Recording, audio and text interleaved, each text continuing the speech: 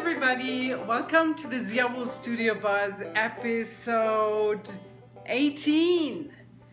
This is a podcast about all the yarny things about knitting, spinning, and beautiful things you can create with yarn. And I am coming to you from Albuquerque in the desert of beautiful New Mexico. My name is Doc, and I am also the dyer behind ZiaWoolz, a very New Mexican little one-person yarn company. I am very excited about this completely different location today. As you can see, I took you to a different space, and this is a space that I'm very excited about because I finally have a dedicated studio space and I have started spreading out. Just yesterday, I have not really put everything in its place, but I've started doing so, and bummer, I'm leaving tomorrow to go to Maryland. Not bummer, because I'm going to Maryland Sheep and Wool Festival. But what I mean is I can't start dyeing, so I can't wait to do that. But of course, Maryland Sheep and Wool Festival, I am beyond excited about. But as you all may or may not remember, I have recorded a week ago. So today, this is really going to be a very short episode. I don't really have a lot of content. Probably last time made up for that because I had like a gazillion things. And today, after only a week, and a week that was busy with a lot of packing, of course, it's not going to be that much. But first of all, let me show you whatever you can see of my studio space. This is the major part. There's just a little bit on the other side with my sink, but as you can see, I have lovely amount of shelving also under the surface where I dye my yarns, and it's just awesome. You may think, what is this weirdness dangling here? And yes, I thought it was very suitable to have my little guy, my first knitted object, hanging here, because it feels like this is how it all began many years ago when I was a kid and when I started knitting, and this was my very first thing that I made. And here I am so many years later, and a dream of mine is fulfilled where I have my own dedicated studio space where I possibly will be able to teach classes as well and not bother my family anymore by taking up space in the house. This is in my garage, so it's very convenient because if need be, I'm right here at my home. And but also I can outside here spread out. I can leave things where I have, I can work and just drop everything and it won't matter anymore. I am so excited about that. Well, yeah, you've seen it. And that's what I really wanted to do, and let's continue inside so I don't need to jump around in front of you anymore, and I will tell you a little bit about my knitting and a few other thoughts that I have had. See you. So I'm back inside, and this is for a change, this time from my dining room. I love to switch things up. I hope you don't mind. But let me start off with the little bits of knitting that I wanted to share with you, which are my Halloween socks. I call them my Taos Halloween socks because, as I mentioned in the last episode, I have dyed up a one-of-a-kind Halloween colorway last year, which I gifted half a skein of this to all the friends of mine that went to Taos Wool Festival with me.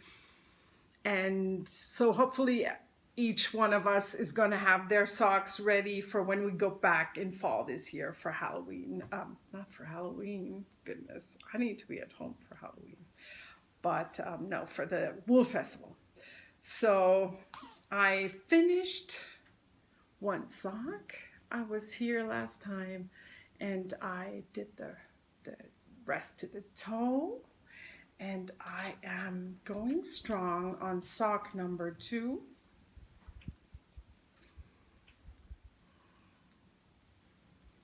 So possibly I will finish these on the flight to Maryland tomorrow, I hope. I have worked a little bit on my Lemmy K shawl, but as I was thinking about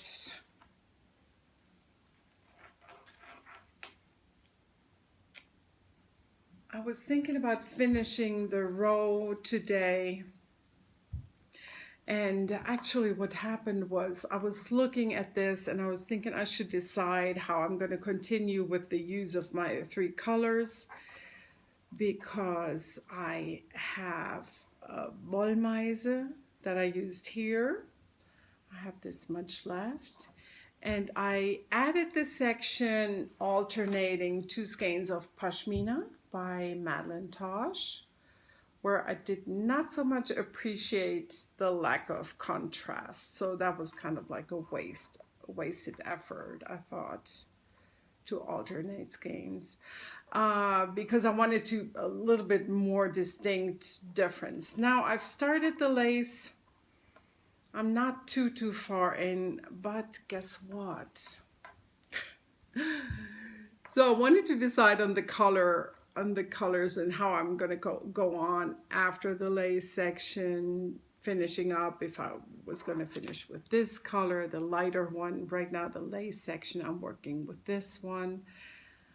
And all of a sudden I was on Ravelry looking at projects, and I thought, dang, I wish I wouldn't have done this garter section. So what I'm gonna do is I'm gonna rip this out. I'm pretty decided. I looked at all the shawls, or a bunch of them on Ravelry, the projects, and I just liked it better when it was very flat. I don't think I'm gonna mind the switch in color, but sometimes you just gotta do these things. It's funny that that didn't bother me before. It just came upon me today. Not sure from where, but it's gonna happen. On another note, I will take this on the trip, and I was so stressed out these past 2 days because I feel like I have no project for this journey that really satisfies me. I probably should have thought about that a little bit earlier, because I was thinking if I had picked something new and had taken it on the trip and had barely started it, and what if I didn't like it? Traveling and knitting is really not always easy. You tend to overpack, which I don't want to do this time because I'm going to a wool festival, and so I will just stick with this guy. I am thinking that I will, of course, take the socks, but maybe I'm going to take another skein of sock yarn and kind of skip the Christmas socks for now after all. Or maybe I'd take the ZiaWoolz Christmas yarn. That would be a nice idea. I may do that. So now you know my travel dilemma. I have one more thing that I want to show you because I've worked on it just the tiniest bit this week. It's something that lives in this huge bag, and the fabric is one that was gifted to me by my friend Doris, whom you may have met a few episodes ago. She brought the fabric from Germany. I have never seen anything like this in America, and I love it so much. So this is a treasure to me. And in this huge bag lives my memory blanket, which I have never shown you before. I started this a long time ago, as we do, and it's not big, not like my mother's which got finished. So mine is this big.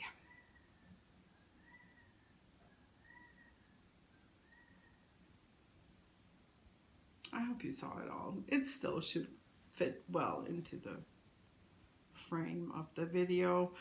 But, well, the thing is, what do I need to tell you? I am overly obsessing. You may want to see my face, right? I hope.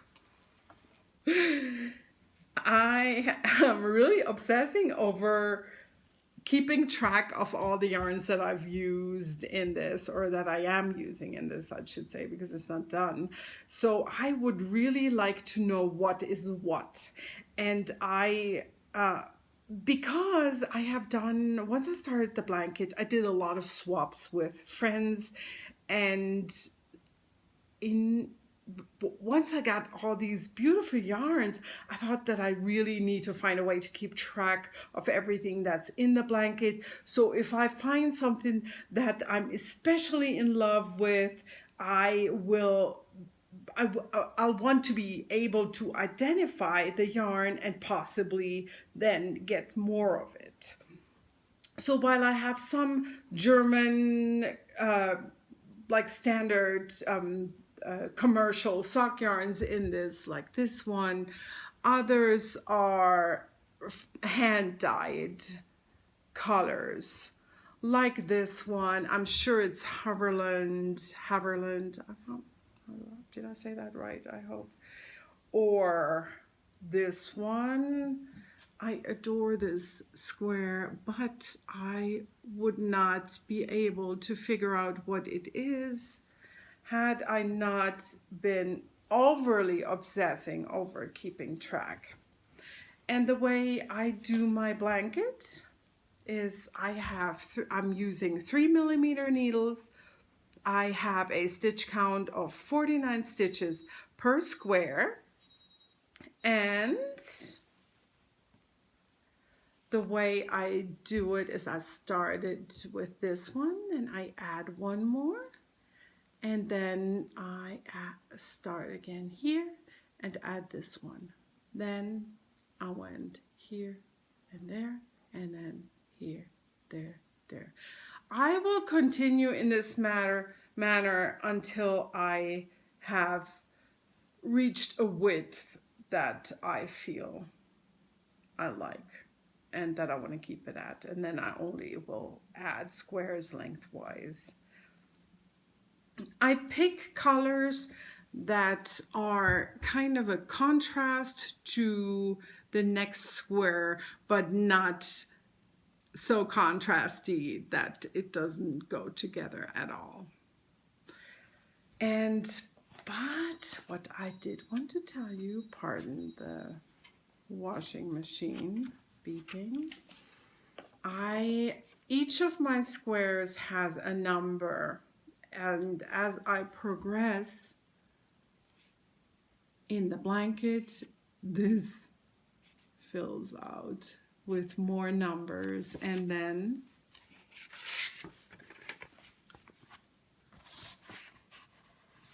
these are my yarns.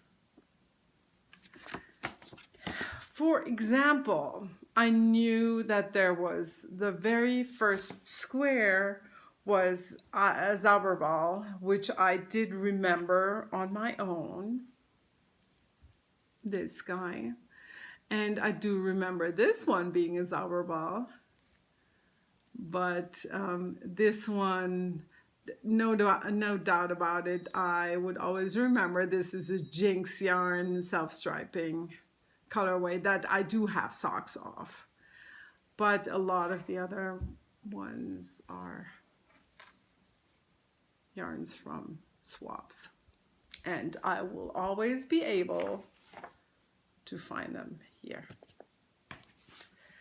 So this is how I'm going to continue with the blanket.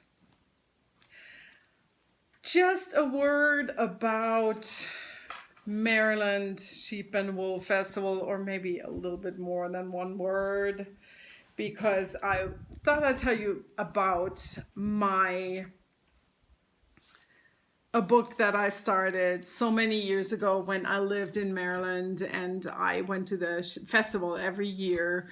So I started this notebook, and I put in all the receipts that I got from my purchases, and I sometimes added a little bit of fluff, or even if I remembered I added the spinning yarn, the spun yarn a little bit later on. And I was going through this today and I really enjoyed it. And sometimes I remembered what I made, but not always.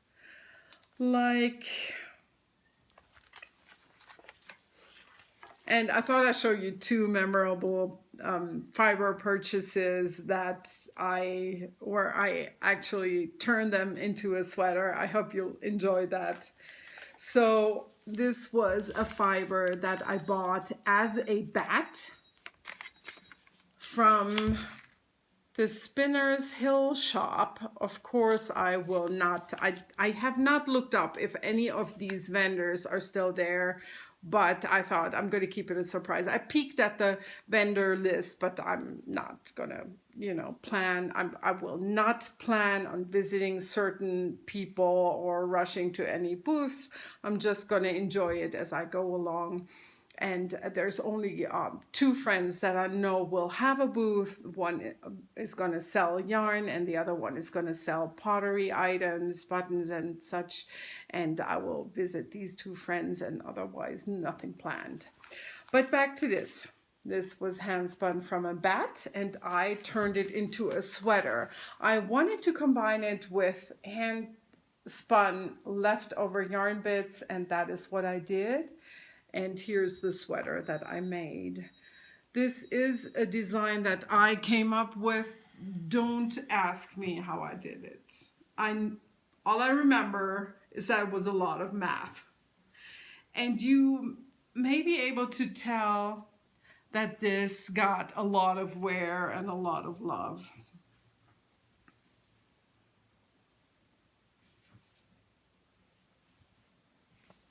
That is, so somehow I figured out the decreases in the round in this upper part, but then as soon as I was done with this section, I switched to a regular raglan decrease.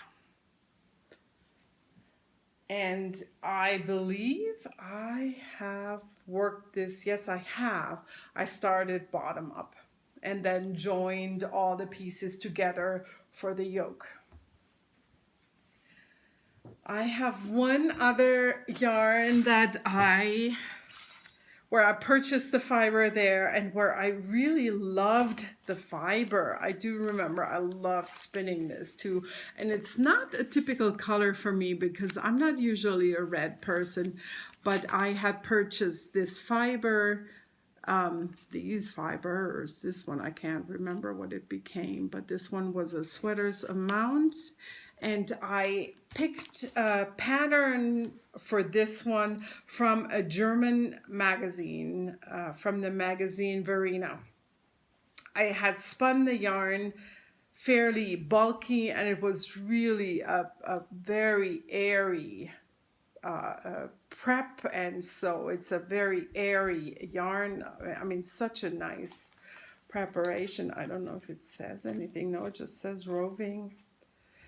And Doesn't even say which fiber content, but I fairly confident that there was some alpaca in it.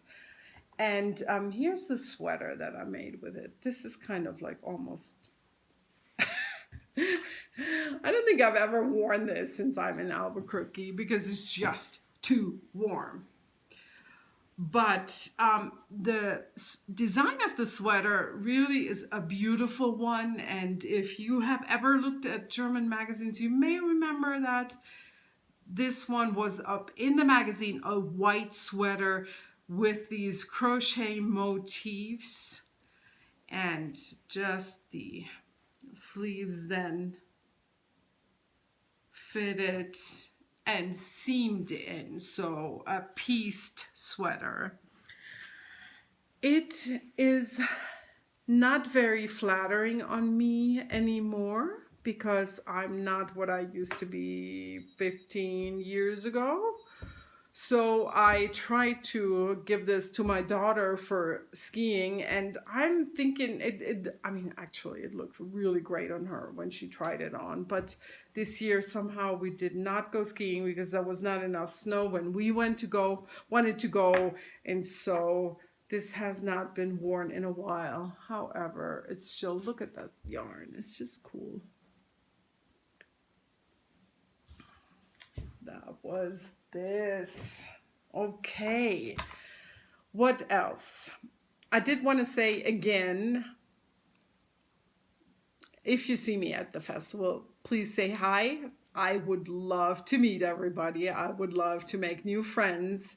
I am not quite sure who all of the podcasters will be there. I have not followed the chatter too closely. I do know that Amy Beth is going to be there. And can I just throw that out there, that it's one of my goals to sit with Amy Beth, who has the podcast, The Fat Squirrel Speaks, that I would like to sit for a few minutes and knit with Amy Beth at the Maryland Sheep and Wool Festival. I will not be able to see her at the Friday night pre-event, so hopefully something will be happening at the festival. I just hope so. So that was everything about all the chatter about Maryland Sheep and Wool Festival. I did have one more thing that I wanted to tell you about. Hold on. I am back. I forgot to bring something in from the garage. So I did want to show you what I have got. I made a purchase at my yarn store, and also I have cruised some D-stashes on Ravelry, and you may have guessed it, it is for the Voyage Barocco yarn, which is, I showed you last time the hat that I had made, which is a design that I'm working on. So this is my prototype where I used the Barocco vintage, which is discontinued, and one of my own ZiaWoolz yarns. I looked at on Ravelry if there's more. The Voyage is a discontinued yarn by Barocco, so I seriously got this for a steal. I can't believe. Yeah, that was really very lucky on my part. And I'm not sure if this is even going to be a hat or maybe a garment. I think this has to be a garment, and I possibly will over dye it because while it's a lovely shade of brown, it's not necessarily my kind of color, but that won't be a big deal. I did find another yarn at my yarn store, which I will use for the next test knit for the hat, and this is it. It is Mirasol Sisa, and it is a wool alpaca blend, 50 grams, 127 or 37 yards. But it's the same weight. Ravelry says it's an Aran, and that would be just like the Barocco. And I am thinking that I will combine this with either this one, or I also found this one, which was left over from a hat that I had made for my son, and which should be plenty of yarn to make another hat. I just got to figure out. I haven't decided on how I will combine them. This would definitely be something that I would like for myself for the ribbing. It's a color that I find suits me. And then maybe this time with the dark blue. I don't know. I'll see. Stay tuned for that. So that's all that I have to tell you today. Like I said, it was a short episode, and I am very much looking forward to talking to you again in about 2 weeks. Until then, happy knitting, and thanks for watching. Bye-bye.